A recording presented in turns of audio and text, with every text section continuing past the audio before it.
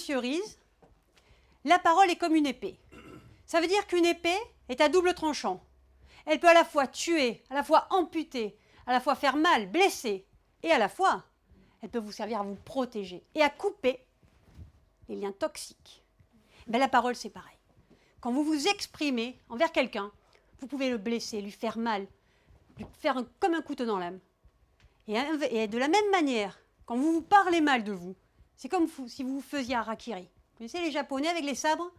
Eh bien vous, c'est pareil. Quand la journée, le matin au réveil, vous vous levez et vous vous dites « Quelle tête horrible j'ai !» Vous voyez comment parfois on se parle mal, comment parfois on se dénigre, inconsciemment évidemment. On ne se rend pas compte de la puissance des mots envers nous et envers les autres. Donc vous ne pourrez pas créer de bonnes relations authentiques et sincères avec les individus. Et vous ne pourrez pas non plus être bien au sein d'un groupe. D'où, premier accord Toltec, que ta parole soit impeccable. Soyez vigilants à ce qui sort de votre bouche, aux mots que vous émettez comme une épée. Soyez un chevalier qui sache manier son glaive. Et faites-en quelque chose qui puisse vous protéger et vous défendre, plutôt que quelque chose qui abîme autrui ou qui vous fait mal. Pourquoi vous fonctionnez comme ça, par mode automatique? Spontanément, les gens, qu'est-ce qu'ils vont faire spontanément? Ils vont aller critiquer le voisin, la voisine, ou sinon, ils vont mal se parler. Quand ils vont se regarder, « Ah, t'as vu, t'as grossi, ah, t'as vu, t'as pas bonne mine. » Et pourquoi vous fonctionnez comme ça? Parce que vous réactivez inconsciemment des programmes du passé dans le présent. Qu'est-ce que ça veut bien dire? Ça veut dire que 9 mois, alors attention, ça c'est très important et très intéressant point de vue génétique. Après, il y a d'autres conférences qui vont être prévues, notamment en neurosciences, et on reparlera de tout ça.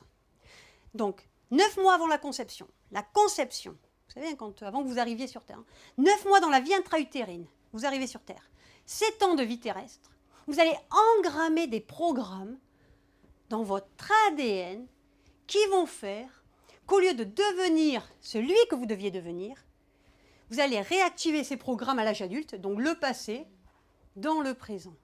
Et c'est là, quand vous étiez enfant, qu'on vous disait « Ah, t'es trop grosse, ah, t'es trop nulle, t'y arriveras jamais », vous avez cru cela.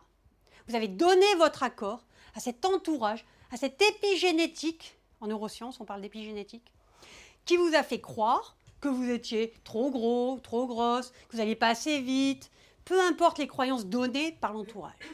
Et aujourd'hui, au lieu d'avoir votre plein pouvoir, d'être maître de vos idées, de votre fonctionnement, bouton de rappel du passé, et vous croyez encore les voies du passé. Et c'est ça qui fait que ça devient toxique pour vous. Et c'est comme ça, donc c'est comme ça que vous parlez mal de vous. Et pourquoi vous allez toujours voir la paille chez le voisin? Ah tiens, celui-là, t'as vu comme il est gros, si on parle de la grosseur par exemple? Parce que c'est toujours plus facile d'aller voir la paille chez le voisin que sa propre poutre. Ah oui, c'est douloureux d'aller entendre la voix du passé qui vous critiquait. Vous comprenez ce mécanisme inconscient de défense qu'on met en place pour survivre?